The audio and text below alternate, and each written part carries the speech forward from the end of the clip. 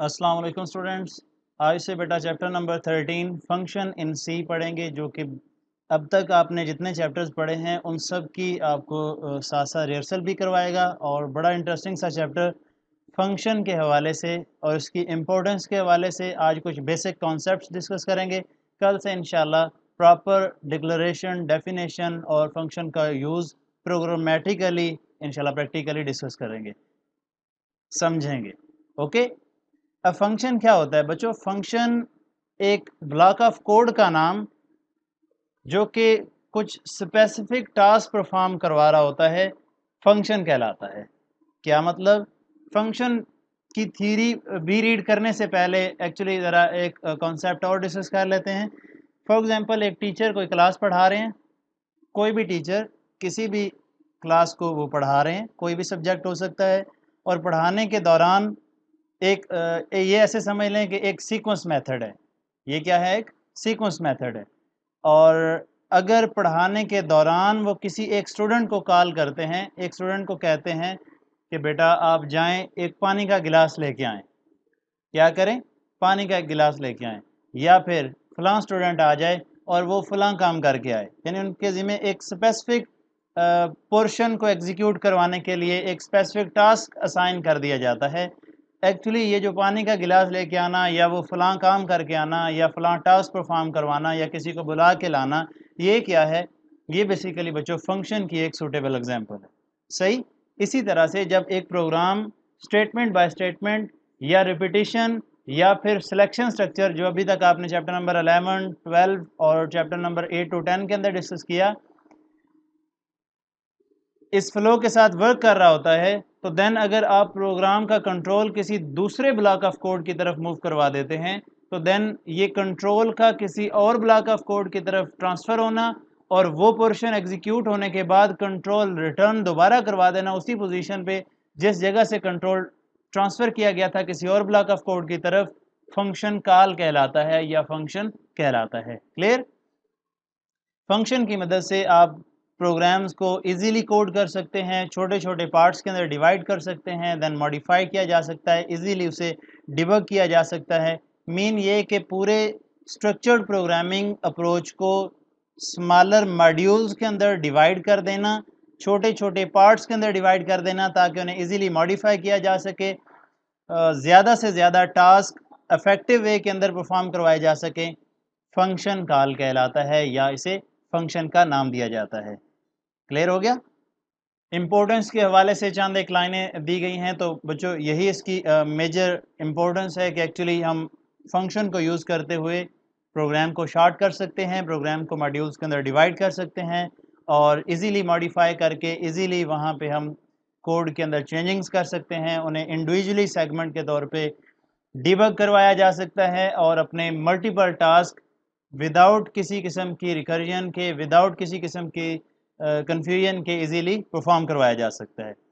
When ever Chand benefits के तौर पे शॉर्ट क्वेश्चन अक्सर पूछ लिया जाता है कि write down the any two benefits of using function, तो उस हवाले से कुछ 3-4 टर्म्स हैं वो डिस्कस कर लें। सबसे पहले तो ईजियर टू कोड, जो ऊपर मैंने थ्योरेटिकल पॉइंट ऑफ व्यू से आपको बताया वही चीज़ें रिपीट होंगी कि जब हम फंक्शन को यूज़ करते हुए एक पूरे प्रोग्राम को छोटे छोटे मॉड्यूल्स के अंदर डिवाइड कर देंगे, तो देन छोटे मॉड्यूल को डिवाइड करना, कोड करना, यानी डिवाइडेड कोड को आपने जब प्रोग्राम करना होता है तो वो एज कम्पेयर टू एक होल लॉजिक, एक whole program easier to code होता है। Whenever easier to modify, तो बताया जैसे कि मॉड्यूल्स के अंदर डिवाइड कर दिया जाए, तो एक 100 लाइनों का अगर कोड, उसे अगर 10 सेगमेंट के अंदर 10 ब्लॉक ऑफ कोड के अंदर डिवाइड कर दिया जाए, तो बजाय इसके कि 100 लाइनों को आप मॉडिफाई करना, 100 लाइनों को आप इजीली मॉडिफाई करें as compare to whole program, छोटे छोटे मॉड्यूल्स इजीली मॉडिफाई किए जा सकते हैं। और अगर उनमें कोई एरर एग्जिस्ट करती है तो आप उस पर्टिकुलर एरर को उस पर्टिकुलर फंक्शन को कॉल करवाते हुए इजीली फाइंड कर सकते हैं और डिबगिंग का काम कर सकते हैं। Clear? Easier to maintain and debug, तो जैसे कि बग और डिबगिंग का कॉन्सेप्ट चैप्टर नंबर 10 के लास्ट पे भी हमने डिस्कस किया था कि जितने भी प्रोग्राम्स के अंदर सिंटैक्स, लॉजिकल या रन टाइम एरर आ रही होती हैं, तो वो प्रोग्राम्स की डिवीजन के बायस फंक्शन को यूज़ करते हुए इजीली आप प्रोग्राम के अंदर से एरर्स को फाइंड कर सकते हैं, जो कि प्रोग्राम के डिफरेंट पार्ट्स को अफेक्ट कर रही होती हैं। एक्चुअली उस पोर्शन के अंदर से जैसे ही आप डिबगिंग का अमल कर लेंगे तो वो इजीली एग्जीक्यूटेबल फॉर्म में चला जाएगा। और एक और चीज़ याद रखिएगा कि जब किसी एक पोर्शन के अंदर, किसी एक पार्ट के अंदर अगर कोई चेंज किया जाए तो वो बाकी प्रोग्राम को डिस्टर्ब नहीं करता, बाकी पार्ट ऑफ प्रोग्राम को, बाकी ब्लॉक ऑफ कोड्स को वो बिल्कुल भी अफेक्ट नहीं कर रहा होता। जो भी उसमें चेंजिंग की जाएगी, फॉर एग्जांपल आपने अरिथमेटिक फंक्शन है, टोटल आपने 5 बना लिए, addition, subtraction, multiplication, division and modulation, सही। तो इनमें अगर आप सब्ट्रैक्शन वाले पोर्शन को अपडेट करते हैं, वहाँ पे वेरिएबल की तादाद बढ़ा देते हैं, वैल्यूज चेंज कर देते हैं, तो वो बाकी फंक्शंस को वो बिल्कुल भी डिस्टर्ब नहीं करेगा। क्लियर। रीयूजेबिलिटी एक बड़ा ज़बरदस्त किस्म का बेनिफिट है फंक्शन का, कि आप एक जो सेगमेंट, एक block as a individual function के तौर पे यूज़ कर रहे होते हैं, तो देन उस फंक्शन को आप एक प्रोग्राम के अंदर जितनी मर्तबा आप यूज़ करना चाहें, इजीली आप उसे बार बार री एग्जीक्यूट करवा सकते हैं, उसे री यूज़ कर सकते हैं, जिसकी वजह से आपका टाइम भी सेव हो रहा होता है और एफिशिएंट वे के अंदर प्रोग्राम की एग्जीक्यूशन हो रही होती है। यानी आपको प्रोग्राम बार बार कोड नहीं करना पड़ता। अगर सेम टास्क बार बार परफॉर्म करवाने पड़े तो देन आप जब चाहें प्रोग्राम के जिस पोर्शन के अंदर चाहें प्रोग्राम के उस ब्लॉक ऑफ कोड को, यानी उस फंक्शन को कॉल करके एग्जीक्यूट करवा सकते हैं। आगे चल के जैसे ही function declaration, definition and function calling पढ़ेंगे तो आप लोगों को ये ज़बरदस्त तरीके से क्लियर हो जाएगा। लेस प्रोग्रामिंग टाइम, तो बच्चों जैसा कि बताया कि as compare to 1000 line, 100 line, या एक पूरी लॉजिक को statement wise, sequence wise code किया जाए, बजाय इसके हम जब फंक्शन यूज़ कर रहे होते हैं तो फंक्शन में एक बड़ी लॉजिक को, एक पूरे ब्लॉक ऑफ कोड को छोटे छोटे ब्लॉक्स के अंदर, छोटे छोटे पार्ट्स के अंदर डिवाइड कर दिया जाता है। तो देन छोटे छोटे पार्ट्स को स्पेसिफिक टास्क के मुताबिक कोड करना, प्रोग्राम करना लेस टाइम कंजप्शन का काम है, और यहाँ पे आप इजीली थोड़े से वक्त में मैनेज करके प्रोग्राम कोड कर सकते हैं। क्लियर।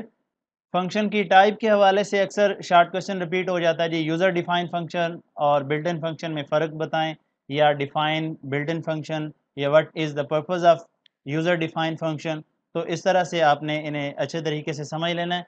बच्चों याद रखिएगा, जिस तरह से हमने यूज़र डिफाइन और बिल्ट इन या स्टैंडर्ड आइडेंटिफायर पढ़ा था चैप्टर नंबर 9 के फर्स्ट टॉपिक के अंदर, सेम कॉन्सेप्ट रिपीट होगा, लफ्ज़ सिर्फ फंक्शन का रिप्लेस होगा। एक्चुअली एक इस तरह का फंक्शन, एक इस तरह का फंक्शन जो कि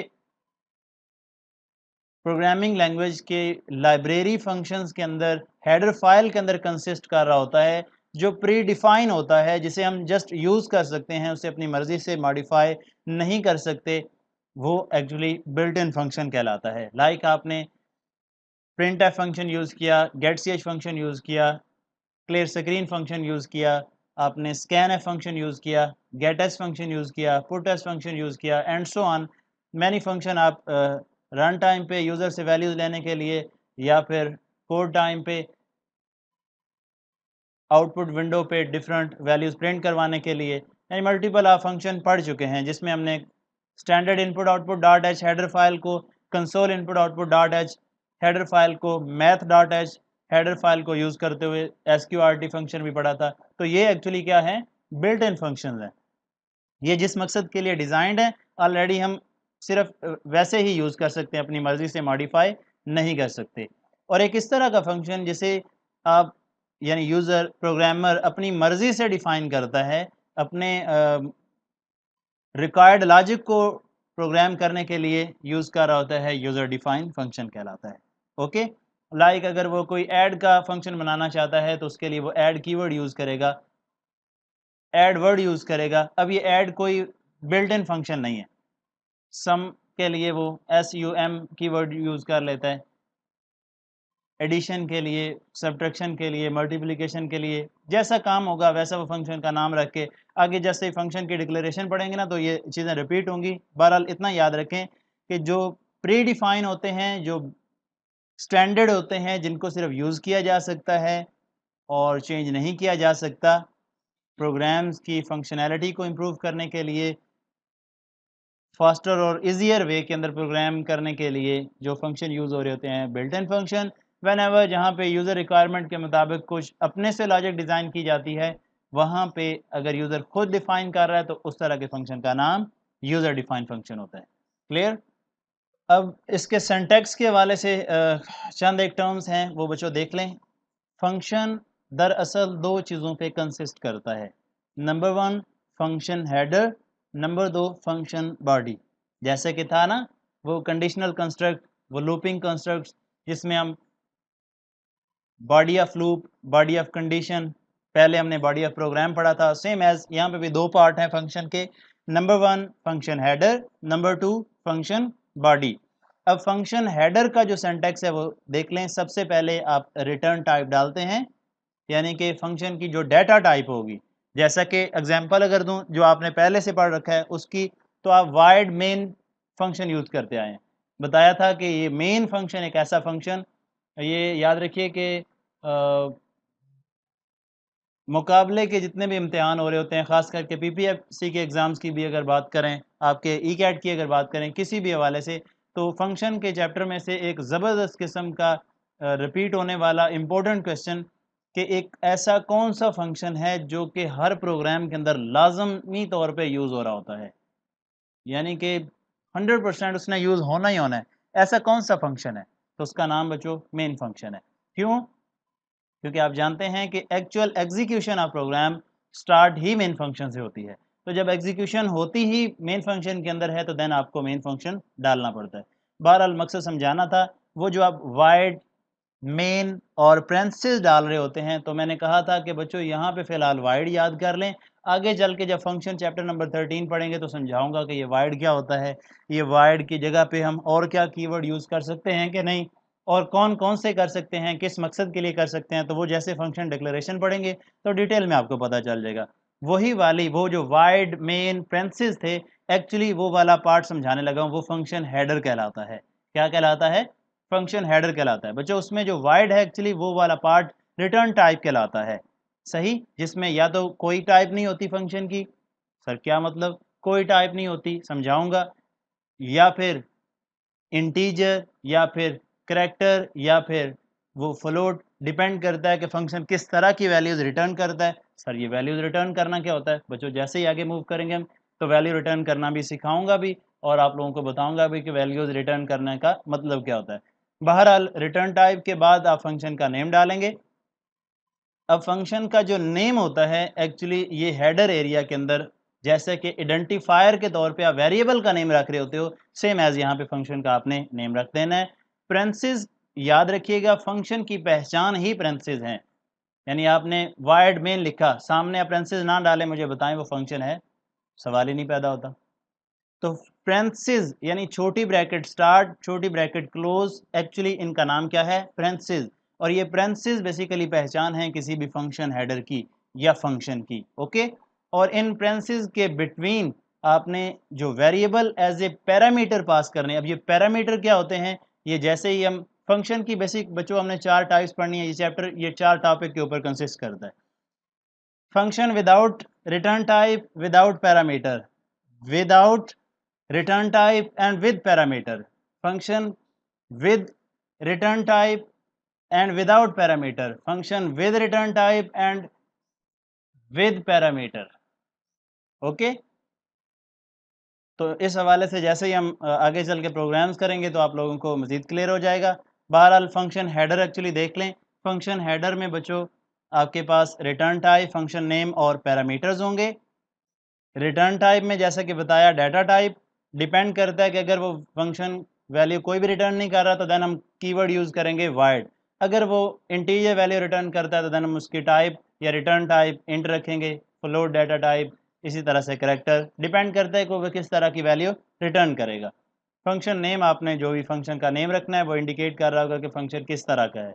पैरामीटर बताया कि फंक्शन जब आप कॉल कर रहे होंगे तो देन अगर आप कोई वैल्यू पास करना चाहते हैं, पैरामीटर पास करने के भी 3 मेथड हैं, pass by value, pass by reference, pass by pointer. लेकिन आप लोगों को यहाँ पे ये 3 कॉन्सेप्ट इंटर लेवल पे नहीं पढ़ाए जाते, आपके कोर्स का हिस्सा नहीं है। अगर